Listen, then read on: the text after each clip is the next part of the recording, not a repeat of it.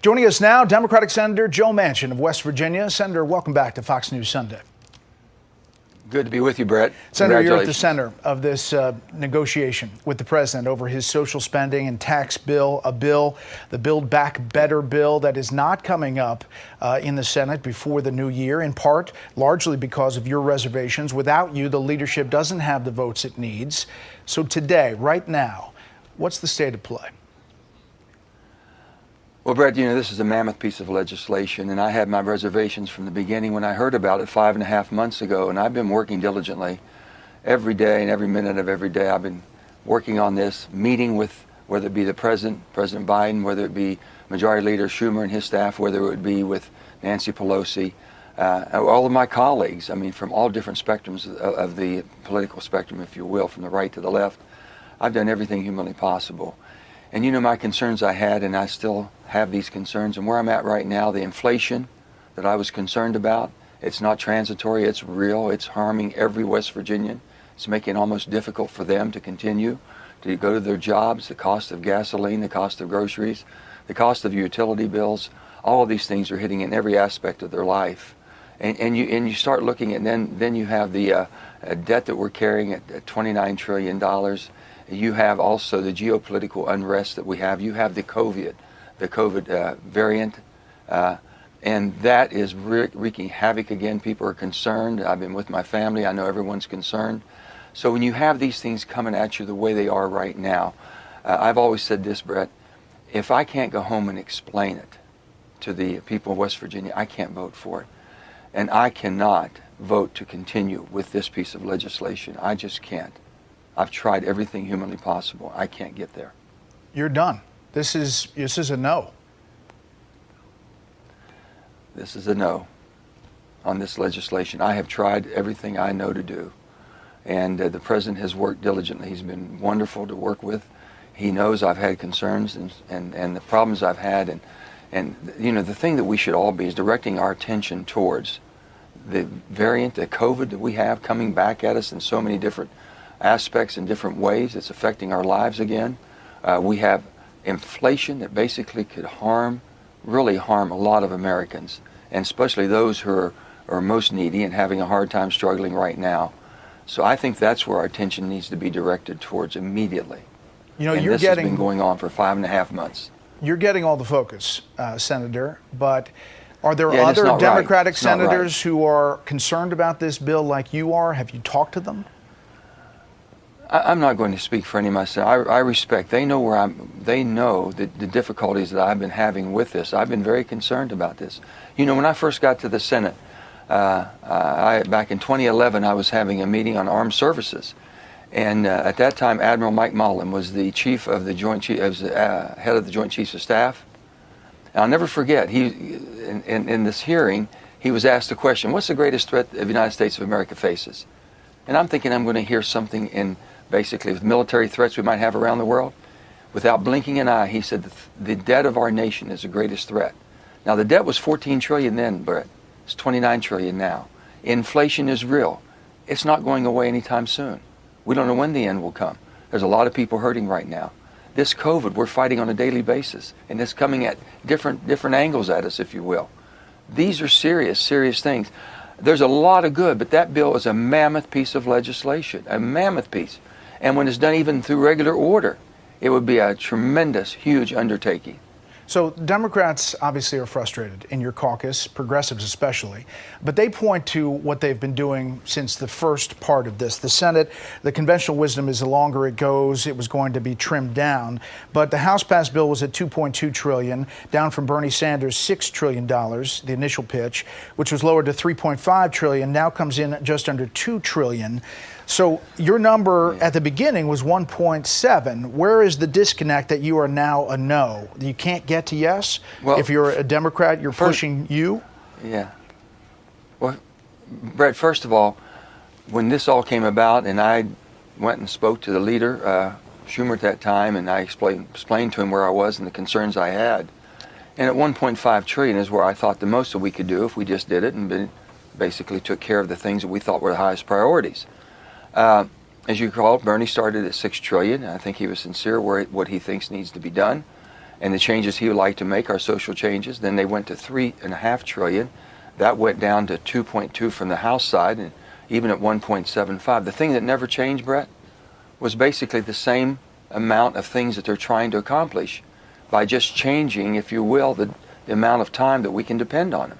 So if you're going to do something and do it, pick what our priorities are, like most people do in their families or their businesses, and you fund them for 10 years, and you make sure they deliver the services for 10 years.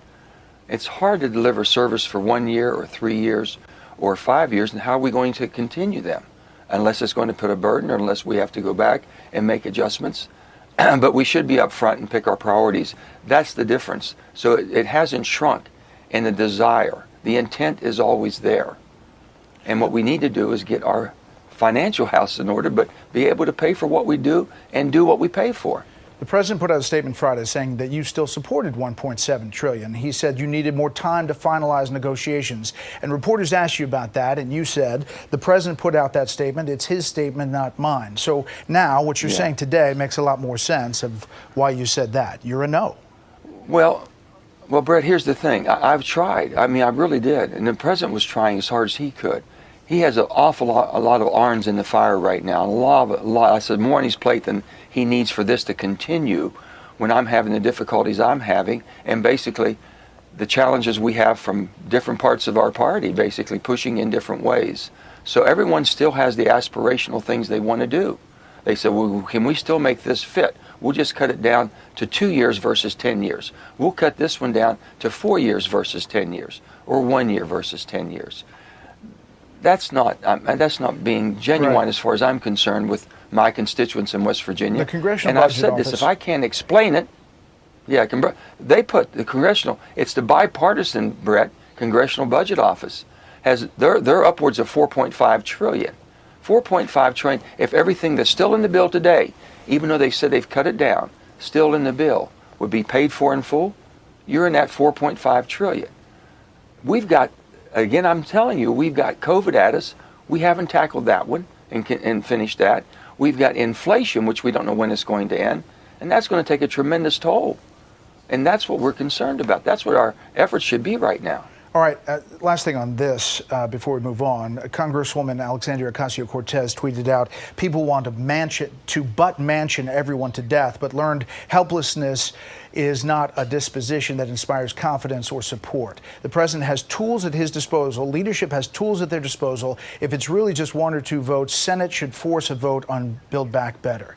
Understanding, Senator, that it's not just 1 or 2 votes, it's 51 potentially, with all the Republicans united against the bill. But what do you think she's talking about? And without your vote, this bill dies, right? Hey, Brett, the bottom line, I didn't hear the first at the start when you said something. I must have cut out. I didn't get the first thing you were saying. She said people want to butt mansion everyone to death. You know, butt mansion says this, but learned helplessness is not a disposition that inspires confidence or support. Well, okay, I got you. Here's the thing. When it's time, just vote. I've been saying that. Just vote. If that's what people need to show where they are, then vote. I've been trying to say it, and I don't know how many different ways I can say it. The frustration from my colleagues, friends of mine on both sides of the aisle, but my Democrat colleagues who are frustrated. This has been strung out for so long, 5.5 months. They're trying to make this adjustment, this adjustment. They're just trying to make the adjustment for the time to fit the money, or the money to fit the time. Not changing our approach, not targeting things we should be doing. Making sure that people, basically that truly need it, are getting it. Making sure that we can do things in a much better fashion. We have things that we can do in a bipartisan way, the way the Senate's supposed to work, if we'll just let it happen. Just go through the committees. Let's work it. All right. A couple things first.